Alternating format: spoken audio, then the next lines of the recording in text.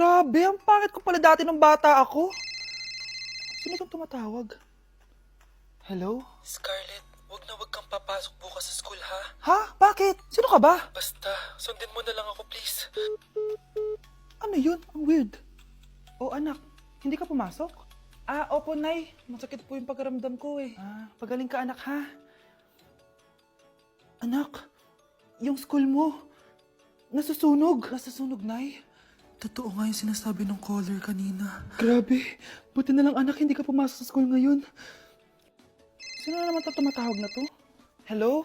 Sino to? Scarlett, wag kang matutulog ngayong gabi, ha? Ikaw na naman? Paano mo nalalaman yung mga yan ha? Scarlett, please, sundin mo na...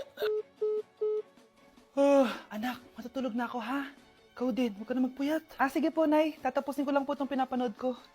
Kung hindi ako matutulog, ano namang gagawin ko buong gabi? Matutulog na lang ako. Baka niloloko lang ako ng caller na yun. Nay! Nay! Gising, Nay! Ano nangyari, anak?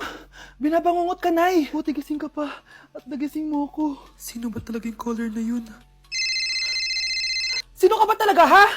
Bakit alam mo lahat ng mga masasamang mangyayari? Gusto mo ba talaga ako makilala, Scarlett? Oo, dahil hindi ako matatahimik. Magkita tayo malapit sa puno ng mangga. Hello? May tao ba dyan? Hi, Scarlett. Ikaw ba yung caller? Gusto mo ba talagang makita kung sino ako? Oo. Ako ikaw, Scarlett. Galing ako sa future. Ikaw ako? Kailangan kong ayusin yung mga nangyaring masama. Paano? Paano nangyari yun? Basta, Scarlett, ayusin mo yung mga desisyon mo sa buhay, ha?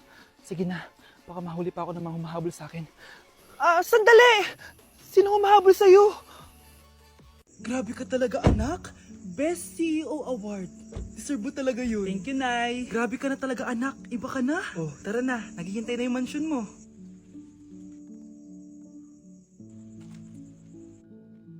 Hoy, ikaw. Wala ka mararating sa buhay. Alam mo kung bakit? Kasi mahirap lang pamilya mo. Ang malas mo naman, pinanganak ka mahirap. Akala mo ba makakaahon kayo sa kahirapan sa pag-aaral mo? Sa panaginip mo. Kaya kung ako sa'yo, mag-drop ka na. Kasi wala ka naman mararating.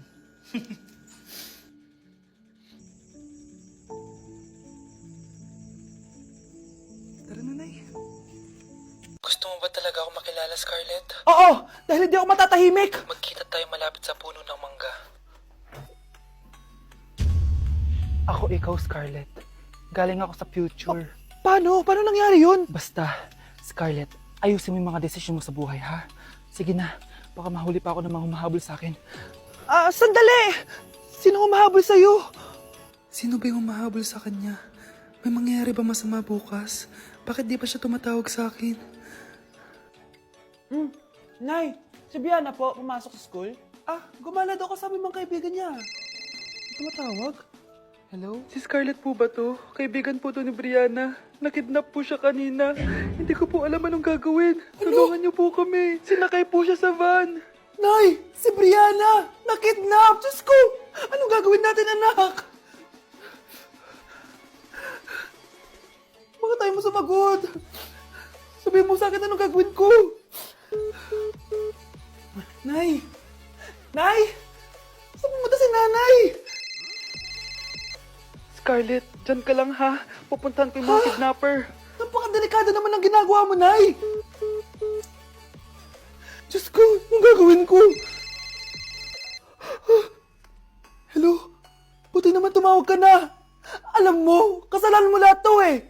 Kung pinaalam mo sana na makikidnap si Brianna, hindi sana pinigilan ko siya. Scarlett, may malaki tayong problema. Nasa bahay niyo yung humahabol sa akin. Magtago ka na. Scarlett!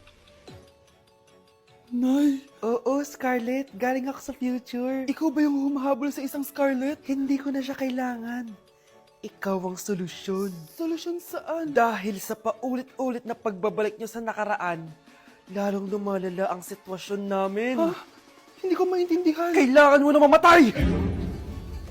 Matagal na dapat kaming patay ni Brianna.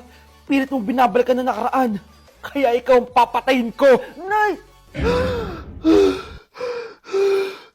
Panaginip lang pala lahat yun. Oo anak, okay ka lang? Si ate kasi panay puyat kaya ganyan siya eh. Nay, Brianna, Buhay kayo? Oo, ate. Buhay kami. Anak, sumama ka na sa amin. Sumama kayo sa akin! Wow! Gising na siya! Ang pala mo nandito sa bahay. Nay, wag ngayon please. Alam mo, bilib din ako sa'yo eh. Wala na nga tayong makain, nagpabuntis ka pa. Buti pa yung anak ni Rosa, pag-aaral ay natupag. Nakakawalang gana! Yan, umalis ka! Diyan ka magaling! Kasalanan mo to! Sinira mo yung future ko! Ate, please, tigilan mo yan. Walang kasalanan yung bata. Hindi! Dahil dito, galit sa akin si nanay. Kaya dapat mawala na to! Ate, wag! Ate! Anak, kain ka na. Nay? Sorry anak ha sa mga sinabi ko. Hayaan mo, babawi ako sa'yo ha. Thank you, Nay. Nay, sumasakit yan ko. Nay. Oo, yung pinag-usapan natin ha. Hihintayin ko lang mga anak tong babaeng to. Pag nabigay ko na yung bata, ibigay mo na agad yung pera sa akin ha. Palak ibenta ni nanay yung anak ko. O anak, okay ka lang? Walang hiya ka, Nay! Ang sama mo! Akala ko, totoo nagbago ka na. Pera pa rin pala yung nasa utak mo. Abay, bakit? Wala ka nang pakinabang dito. At least yung anak mo, mapapakinabangan ko. Wala ka namang papakain dyan eh. Napakasama mo! Lalayas na ako sa impyernong to! Sige, lumayas ka! Sino tinakot mo? Tignan natin kung saan ka pupulutin. Hello, Bes. Hello, Bes. Kilala mo ba si Edward? Oo, Bes. Siya yung ama ng dinadala ko. Mayaman pala sila, Bes. Gusto kanyang makita kasi gusto niyang panagutan yung baby mo. Talaga? Oo, Bes. Ito na yun, Bes. Bes, hindi mo na kailangan magtiis na nanay mo. Hindi pwedeng anak ko lang ang makikinabang sa yaman ng lalaking yun. Dapat ako din. Wow, Edward. Ang ganda naman ng bahay mo. Simula ngayon, Scarlett. Dito ka natitira, ha? Masanay ka na. Matanong ko lang, bakit pala gusto mo akong panagutan? Eh, di ba iniwan mo na ako? Scarlett, hindi naman talaga kita iniwan. Alam mong, kinailangan ko lang sumama ng matagal sa ibang bansa. Kasama yung mga magulang ko. Ang importante, nandito na ako, Scarlett. Bubuo na tayo ng pamilya. Ang sarap naman pakinggan nun. Oh, Scarlett, bakit? Ang sakit ng tiyan ko! Ha? Teka lang, tatawag ako ng nurse, ha? Diyan ka lang.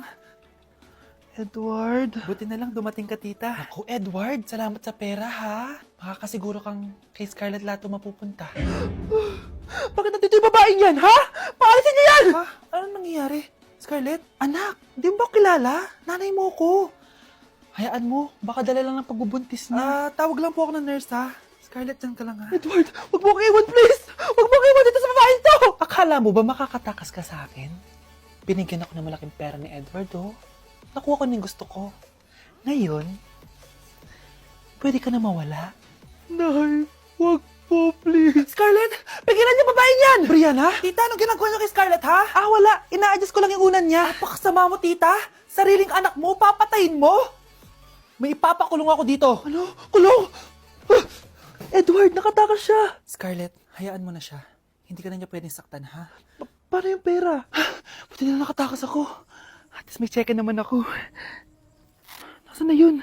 Nasaan na yung cheque? Ito, oh. Naiwan niya. Thank you, Edward. Masaya ako para sa inyo, ate. Scarlett, Brianna, hanggat nandito ako, poprotektahan ko kayong dalawa. Anak, kunin mo yung cellphone ko sa kwarto. May tumatawag ata. Sige po, Nay. Sabi cellphone ni nanay. Anak, bilisan mo naman. Ay, salamat naman, nakatae din. Scarlett, ba't nandyan ka? Eh, di ba pinukuha ko sa cellphone ko? Pinagsasabi mo, Nay. Kanina pa ako dito sa loob. Nay, ito na po cellphone niyo. Sino yan, Nay? Bakit kamukha ko? Teka lang, bakit dalawa kayong Scarlett? Nananaginip pa ako? Nay, ako yung totoong Scarlett. Ha? Sinungaling! Ako to, Nay. Ang totoong Scarlett. Sandali nga! Hindi na ako tutuwa sa inyong dalawa, ha? Isa lang ang solusyon dito. Magtatanong ako at kung sino makasagot ng tama, siya ang totoong Scarlett. Unang tanong, saan ako may balat? Balat? Nay! Sa puwet! Nay! Sa kifi. Tama! Kifi. Ha? Totoo ba, Nay? O, diba, alam ko. Susunod na tanong. Ano ang timbang ko? Mukha kang 100 kilos, Nay. 75 kilos? Tama! 75 kilos! Yes! Huling tanong. Ano ang birthday ko? Birthday? Mahina pa naman ako sa ganyan. April 14, 1977? April 15, 1977. Tama! Ikaw nga ang totoong Scarlett! At ikaw, dahil talo ka, lumayas ka na dito, impostor! Ay! Sino ba kasing Scarlett na yun? Bakit kamukha ko siya? Anak, kilala mo talaga ako, no? Siyempre naman, Nay. Anak mo ko eh. Worth it lahat ng pagpaparetoke ko dahil sinira mo ang mukha ko noon. Ngayong napaniwala na kita, gaganti na ako sa'yo.